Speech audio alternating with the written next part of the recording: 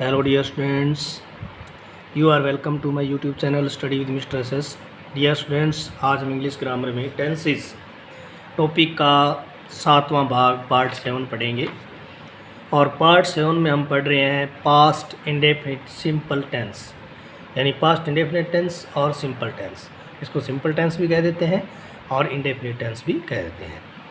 Past tense, जैसा कि past tense के बारे में पहले की वीडियो में बताया जा चुका है कि इसके भी 4 पार्ट होते हैं, सिंपल टेंस, कंटिन्यूअस, परफेक्ट और परफेक्ट कंटिन्यूअस टेंस। तो आज हम पास्ट टेंस का पहला पार्ट पढ़ने जा रहे हैं और वो है पास्ट इंडेफिनिट टेंस। तो चलिए स्टूडेंट्स स्टार्ट करते हैं। Let's start the video. पहले इसके रूल्स पढ़ते हैं।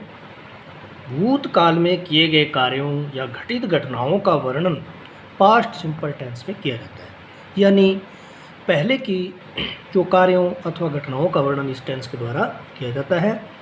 हिंदी रूपांतर में यानी हिंदी ट्रांसलेशन में क्रियापद के साथ था, था, ती, थी, ते, थे, पढ़ते थे, पढ़ता था, इस प्रकार से अथवा आ, ई और ए आदि आते हैं। जैसे वह कल चला गया, तो इसमें गया आया, इसमें लास्ट में प्रत्यय। ही वेंट अवे येस्टरडे, तो इसका इंग्लिश ट्रांसलेशन हो गया। मेन वर्ब की सेकंड फॉर्म यूज की जाती है और स्थिति बताने के लिए हेल्पिंग वर्ब वाज और वर्क का प्रयोग किया जाता है। सिंगुलर सब्जेक्ट के लिए वाज का और प्लूरल सब्जेक्ट के लिए वर्क का प्रयोग होता है। और अब नेगेटिव और इंटेरोगेटिव सेंटेंस की बात करें तो उसमें डिड हेल्पिंग वर्ब का यूज होता है। डिड के बाद हमें सब वर्ब की फर्स्ट फॉर्म का यूज करना है। इसकी जो स्ट्रक्चर है वो सिंपल जो स्ट्रक्चर है वो ये है, पहले सब्जेक्ट आता है, वर्ब की सेकंड फॉर्म, फिर object, subject plus second form of verb plus object. इसमें भी कुछ टाइम एडवर्बियल्स समयवाचक क्रिया विशेषण आते हैं, ago, yesterday, last, previous, last और previous, month, week, year, night, इनमें से कोई भी एक एक्सेट्रा इनका यूज होता है। अब स्टूडेंट्स हम इसका जो पहला पार्ट है वो अफर्मेटिव सेंटेंस उसकी स्टडी करते हैं। अफर्मेटिव सेंटेंस यानी साधारण वाक्य है, सिंपल वाक्य है, जो सेंटेंस होते हैं वो। तो इसके एग्जांपल्स लेते हैं। पहला एग्जांपल देखते हैं, मोहन ने कल एक नया घर खरीदा, तो यानी कल खरीदा, तो ये भूतकाल की बात हो गई। तो अब हम इसका हिंदी से अंग्रेजी में ट्रांसलेशन करेंगे। तो देखिए कैसे करेंगे। इसमें सबसे पहले मोहन सब्जेक्ट हो गया, सिंगुलर नाउन सब्जेक्ट है ये मोहन, और खरीदा वर्ब की सेकंड फॉर्म है V2, यानी खरीदने को बाय और बाय की second form bought. Mohan bought, BOUGHT bought. Mohan bought a new house yesterday। Next देखते हैं, लेखक ने उस शू स्टोर में कदम रखा। लेखक ने उस शू स्टोर में यानी जूतों की जो दुकान है, जूतों का जो स्टोर रूम है, उसमें उसने कदम रखा। कदम रखना को कहते हैं स्टेप्ड इनटू, स्टेप्ड कहते हैं, स्टेप्ड इनटू कहते हैं। और शू स्टोर जूतों का जो स्टोर है वो, उसमें लेखक के लिए हम नरेटर भी यूज कर सकते हैं, राइटर भी यूज कर सकते हैं, ऑथर भी इसके लिए आता है। तो यहाँ हम ले रहे हैं narrator. The narrator stepped into, क्योंकि कदम रखना स्टेप इनटू होता है, stepped into second form, stepped into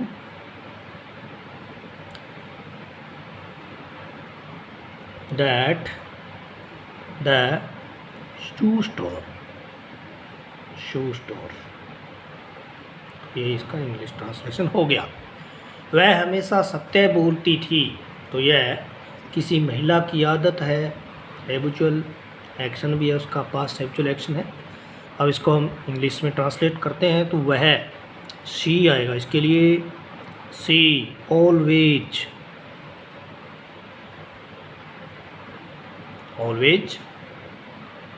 spoke second form spoke, speak, spoke, spoken, spoke tooth.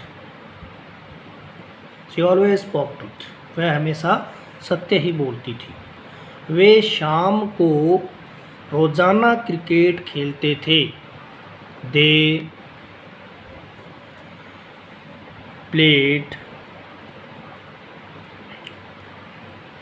Played second form आ गई क्रिकेट इन द इवनिंग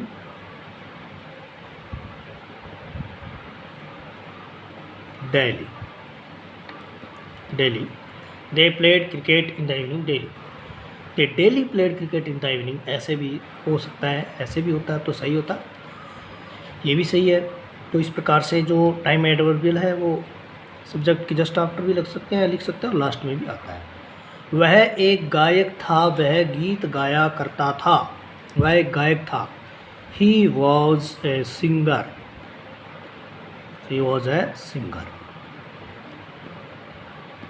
वह एक गायक था, उसकी स्थिति, उसका जो प्रोफेशन है वो बताया गया। ही वॉज ए सिंगर, वह गीत गाया करता था। ही, यहाँ पर यूजर टू का प्रयोग हम कर सकते हैं। He use to sing songs.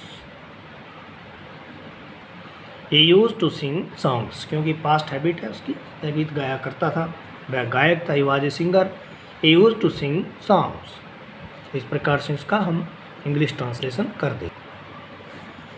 Second part negative sentences, नकारात्मक वाक्य, वाक्य संरचना। इस प्रकार के वाक्य जिसमें हमें किसी कार्य के नहीं होने का भाव प्रकट होता है। स्ट्रक्चर, सब्जेक्ट, उसके बाद में सेकंड फॉर्म यानी डिड के बाद में नॉट लगाते हैं, और वर्ब की first form object plus adverbials. यानी ऐसे वाक्यों में हम डिड के बाद में नोट लगाते हैं और वर्ब की सेकंड फॉर्म यूज करते हैं।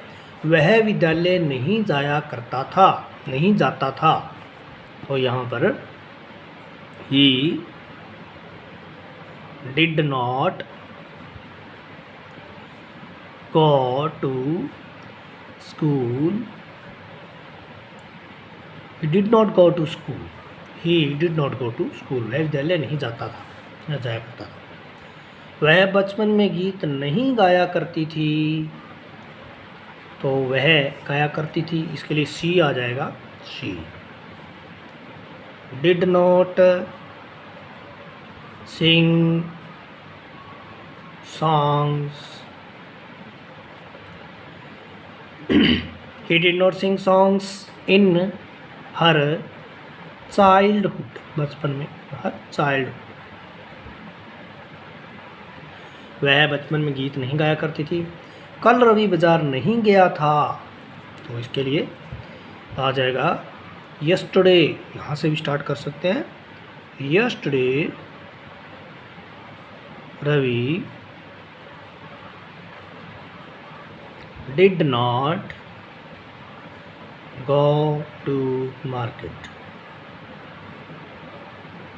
Yesterday, Ravi did not go to market. Fourth example देखते हैं। पिछले सप्ताह पुलिस ने एक सेंधमार को, यहाँ पर सेंधमार को नहीं पकड़ा था। Last week.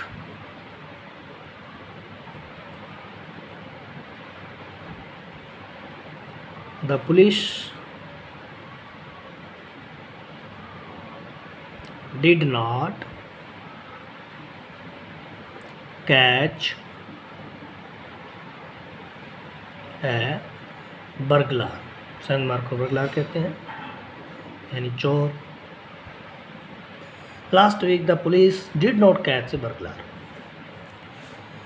अब आता है तीसरा प्रकार, इंट्रोगेटिव सेंटेंसेस और प्रश्नवाचक वाक्य। इस प्रकार के वाक्यों में से हमें प्रश्न का बोध होता है। तो प्रश्न दो प्रकार से बनाए जा सकते हैं, हेल्पिंग वर्ब से और WH वर्ड से स्टार्ट होने वाले। तो पहला प्रकार हेल्पिंग वर्ब से, यानी डिड हेल्प वर्ब पहले आ जाएगी, फिर सब्जेक्ट आएगा, वर्ब की फर्स्ट फॉर्म, फिर ऑब्जेक्ट आएगा। दूसरे प्रकार में WH वर्ड पहले आ जाता है, फिर डिड आता है, फिर वर्ब की फर्स्ट फॉर्म, फिर ऑब्जेक्ट और rest part of the sentence आ जाता है। अब इसके एग्जांपल्स लेते हैं। पहला देखिए, क्या रवि कल विद्यालय आया था? तो डिड से स्टार्ट होने वाला है ये। डिड रवि कम, क्योंकि फर्स्ट फॉर्म आएगा इसमें। Did Ravi come school yesterday, question mark लगा देंगे। Did Ravi come school yesterday, क्या मोहन ने अपना गृह कार्य पूरा कर लिया था? डिड मोहन, पहले डिड आएगा फिर मोहन। डिड मोहन कंप्लीट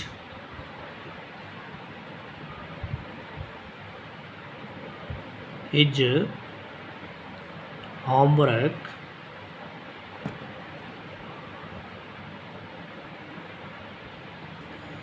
क्या मोहन ने अपना गृह कार्य पूरा कर लिया था? Did Mohan complete his homework, question mark लगाएंगे। तुम अपने गांव कब गए थे? कब गए थे, तो यहाँ कब यानी WH वर्ड आएगा व्हेन, इसके लिए व्हेन से स्टार्ट करने वाला सेंटेंस बनाएंगे।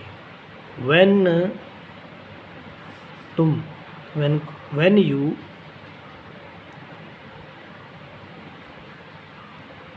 When did you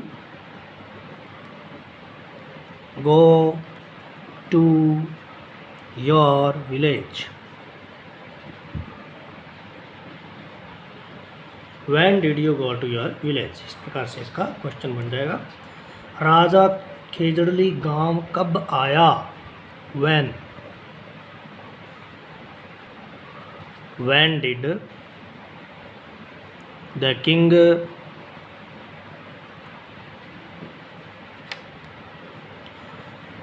come to Khejarli village?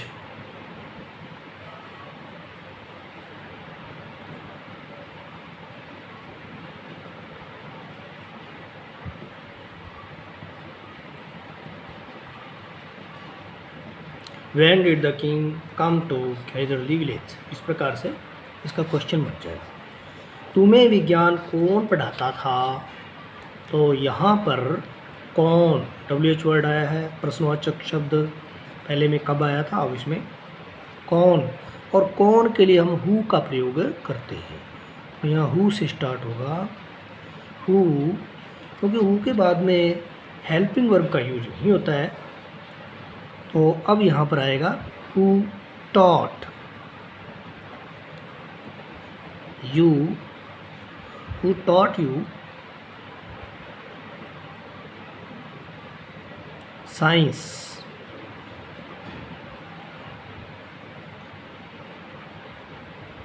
Who taught you science, तुम्हें साइंस कौन पढ़ाता था?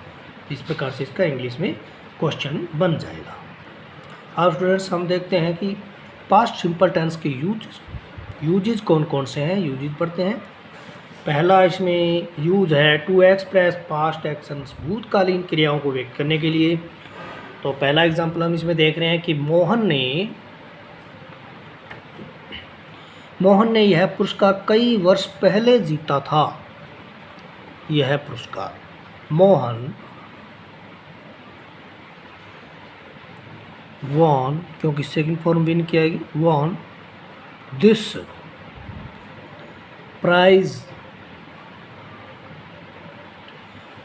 Mohan won this prize many years ago, पहले के लिए आगो आ जाएगा। Mohan won this prize many years ago, इसका इंग्लिश ट्रांसलेशन हो गया। दूसरा देखिए, गांधी जी ने कई वर्ष पूर्व प्रार्थना पर प्रवचन दिया था, और प्रवचन देना को कहते हैं डिस्कोर्स। गांधी जी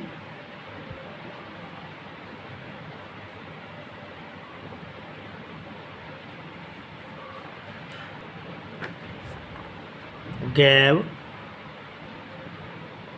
दिया था, Gandhi ji gave a discourse on prayer on prayer many years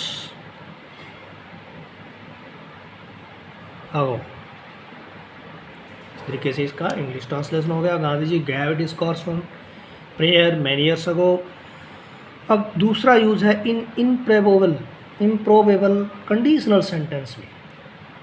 improbable conditional sentence इस प्रकार की जो कंडीशनल वाक्य सेंटेंस जिनमें किसी कार्य के होने की अब कोई संभावना नहीं रही है, यानी टाइम निकल चुका है, उसके कार्य के पूरे होने का कोई चांस नहीं है, तो इम्प्रोबेबल है, असंभव है।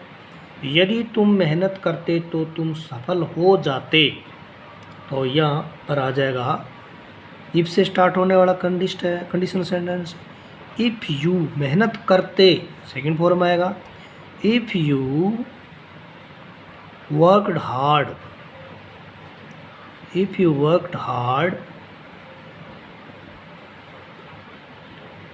यू वुड, यहाँ पर वुड आएगा model, you would pass, you would succeed भी आ सकता है इसमें। If you work hard you would पास, यदि तुम मेहनत करते तो तुम सफल हो जाते, यानी ये पास्ट की बात है, अब ऐसा चांस नहीं है पास होने का, समय निकल चुका है। काश मैं पक्षी होता तो मैं उड़ता। इफ़ से स्टार्ट हो रहा है। If I were A bird, if इसको दो तरीके से बना सकते हैं। If I were A bird I would fly, ये भी हो सकता है। और दूसरा तरीका ये है वर आई ए बर्ड आई वुड फ्लाई, तो दोनों तरीक़ों से इसको बनाया जा सकता है, क्योंकि यह काश से स्टार्ट हो रहा है कि काश मैं पक्षी होता, तो यहाँ वर से स्टार्ट करेंगे। वर आई ए bird I would fly.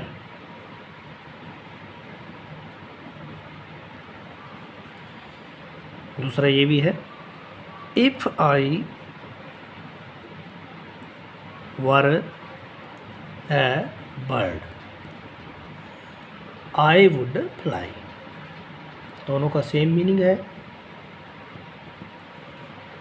Were I A bird I would fly, काश में पक्षी होता तो मैं उड़ता। If I were A bird I would fly, तो इम्प्रोबेबल कंडीशनल सेंटेंस में भी हम इसी टेंस का प्रयोग करते हैं। यूज वाज और वर टू डिनोट स्टेट, स्थिति को बताने के लिए वाज वर का प्रयोग भी किया जाता है। वह सोया हुआ था, he was asleep, he was asleep, he was asleep, वह सोया हुआ था। With past habit by used to, used to के साथ भूतकाल की आदतों को बताने के लिए टेंस का प्रयोग किया जाता है। तब मैं तैरा करता था, तो यहाँ आई देन, तब I then use to swim, क्योंकि पास्ट हैबिट है, use to swim.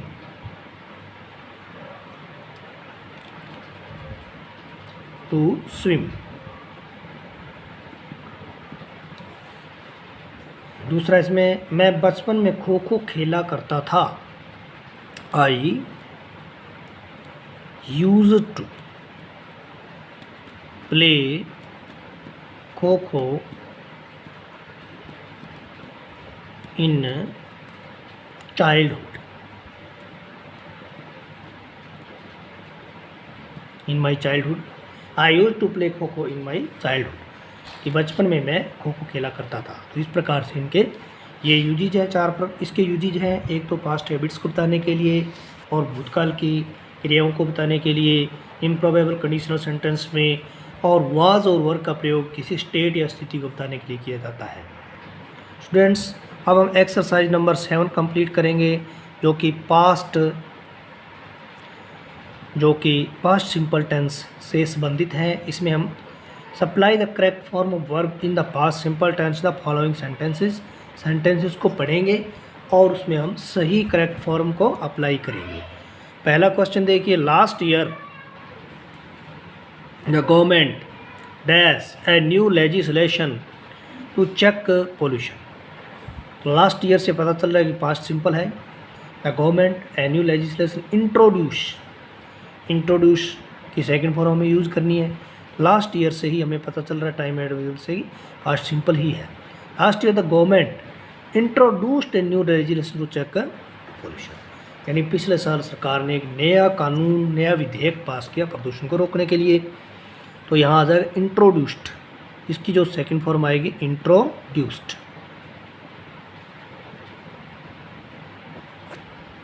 Next, I blank space the bus leaving a few minutes अगो, मैंने कुछ मिनट पहले बस को जाते हुए देखा। आई, यहाँ पर सी है, सी की हमें सेकंड फॉर्म यूज करनी है। और टाइम एडवर्बियल एगो आया इसमें, इसलिए पास्ट सिंपल तो है ही। तो इसमें जो आंसर आ जाएगा वो सी की सेकंड फॉर्म आ जाएगी सा। आई saw the bus leaving a few minutes ago. तीसरा, the water in the pond blank space last night, last night से पता चल रहा है कि पास्ट सिंपल है। फ्रीज, फ्रीज की सेकंड फॉर्म यूज करनी है फ्रोज, तो सेकंड फॉर्म आ जाएगी froze. The water in the pond froze last night, froze FROZE, FROZE आ जाएगा इसका सेकंड फॉर्म वर्ब की। चौथा, fourth example, they blank space back very late last night, get, they get back, यहाँ get की second form हमें use करनी है, तो आ जाएगा गॉट। नेक्स्ट देखिए, yesterday I blank space you twice but blank space no response, यानी दो जगह हमें वर्ब की फॉर्म भरनी है। पहला तो इसमें एक वर्ब तो दे रखी है रिंग और दूसरा है गेट, तो यहाँ होगा yesterday I wrong you twice, यानी कल मैंने आपको 2 बार फ़ोन किया। बट गॉट नो रिस्पॉन्स, लेकिन कोई प्रत्युत्तर नहीं मिला, कोई रिप्लाई नहीं मिला। तो यहाँ पर पहले में तो हम लिखेंगे रिंग की सेकंड फॉर्म रैंग, आई रैंग, और दूसरे के लिए इसमें आ जाएगा गॉट। पहले यस्टरडे इसमें आया हुआ है टाइम एडवर्बियल। छठा देखिए, when I dash hair first time it was quite lonely area, जब मैं यहाँ पर आया था तो ये बहुत ही पहली बार आया था, उसमें ये बहुत ही शांत और एकांत क्षेत्र था। व्हेन आई केम, यहाँ कम की सेकंड फॉर्म आ जाएगा केम, क्योंकि ये पास्ट सिंपल है सेंटेंस, इसलिए इसमें हम केम भरेंगे। When I came here first time, जब मैं पहली बार यहाँ आया, it was quite a lonely area. सातवां, India blank space freedom in 1947 get, Bharat ने 1947 में आज़ादी प्राप्त की, स्वतंत्रता प्राप्त की। तो यहाँ पर गेट की सेकंड फॉर्म हम लगाएंगे गॉट, क्योंकि यहाँ टाइम दे रखा है इन 1947, यानी भूतकाल की घटना है ये, तो इसलिए हम यहाँ लगाएंगे इसकी second form got. India got freedom in 1947। आठवां, I dash that you dash here, तो यहाँ नॉट नो, यानी पहला जो सेंटेंस वो नेगेटिव बनाना है हमें, और उसके बाद में बी की हमें सही फॉर्म भरनी है। आई डिड नॉट नो, यहाँ पर आ जाएगा, पहले में डिड नॉट आएगा, क्योंकि सीधा तो नोट आता नहीं है, तो आई डिड नॉट नो आ जाएगा।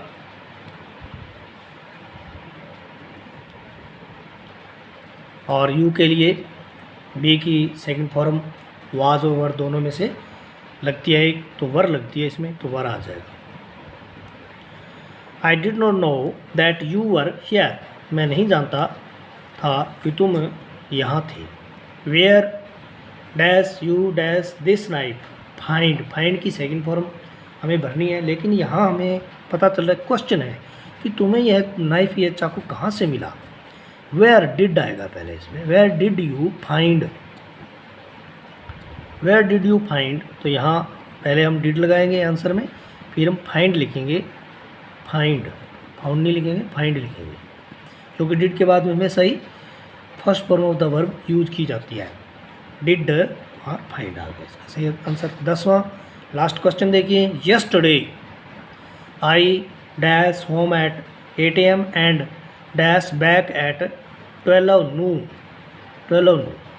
तो यहाँ yesterday I left home at 8 AM and got back at 12।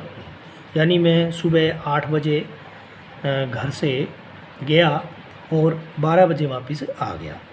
तो यहाँ पर देखो, पहले हम लीव की सेकंड फॉर्म लिखेंगे लेफ्ट, क्या लिखेंगे लेफ्ट, और फिर गेट की सेकंड फॉर्म गॉट। तो इस तरीके से हम इस एक्सरसाइज को कंप्लीट करेंगे स्टूडेंट्स। तो हम उम्मीद करते हैं कि आपको यह जो पास्ट सिंपल टेंस है अच्छी तरीके से समझ में आ गए, उसके रूल्स और इसके तीनों पार्ट्स आपको समझ में आ गए होंगे। और ये जो एक्सरसाइज नंबर 7 है ये भी आपने भली भांति अच्छी तरीके से समझ लिया होगा। तो डियर स्टूडेंट्स, आप इस प्रकार के जो एक्सरसाइजेज हैं आपकी पासबुक में दिए हुए हैं, उनको आप कंप्लीट करते रहिए, अपने एक्सरसाइज पूरे करते रहिए और अपनी कॉपी में नोट ज़रूर करें इनको, और वीडियो देख करके अपनी तैयारी को अच्छा बनाएं, जिससे कि आने वाले टाइम में बोर्ड परीक्षा में आपको अच्छे मार्क्स मिल सकें। Thank you for watching the video.